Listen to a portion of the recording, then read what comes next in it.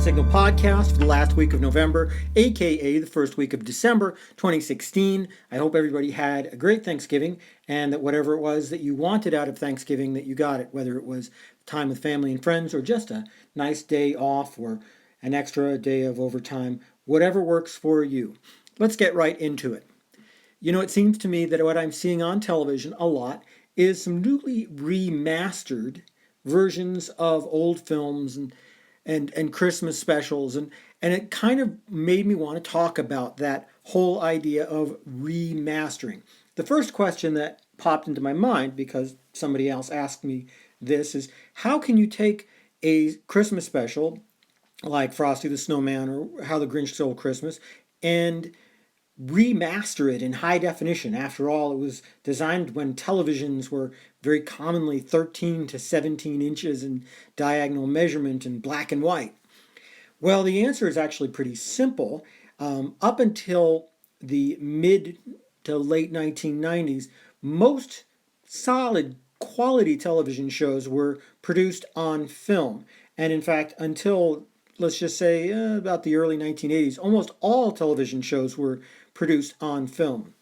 And so if you're shooting 35 millimeter film, which is kind of what you do because it's easier to edit and it has the ability to be duped down to 16 millimeter, which is what was used in those days for distributing programs. Believe it or not, they used to, in the days before satellites, actually mail television programs on film to television stations, if you can believe it.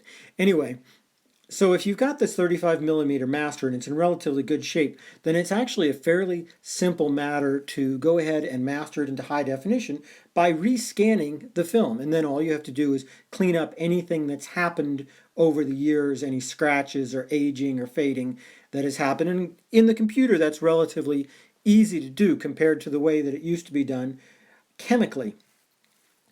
Now, you heard me say that up until a certain time, everything was done on film, and that's why there are some things out there, for example, sitcoms from the 1980s that are never going to be mastered into high definition because they were recorded on videotape in standard definition, and that's all the quality they're ever going to have.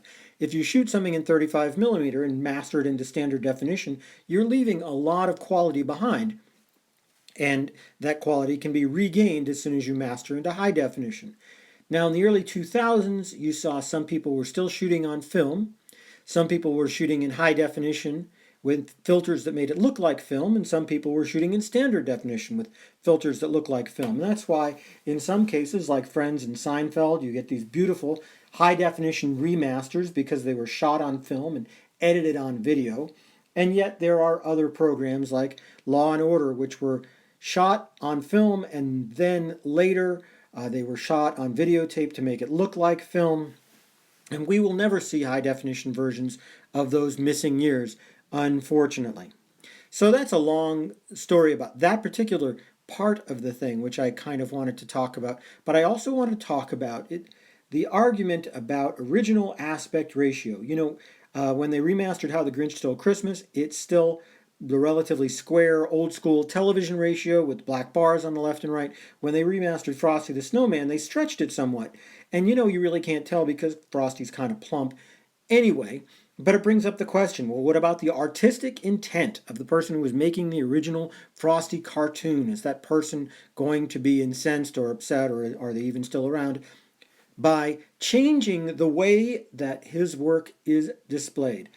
I think it's a good idea to talk about that, but at the same time, if you're talking about most current stuff today, whether it's movies or television, is designed to look just as good in a standard definition or high definition or widescreen or theatrical presentation.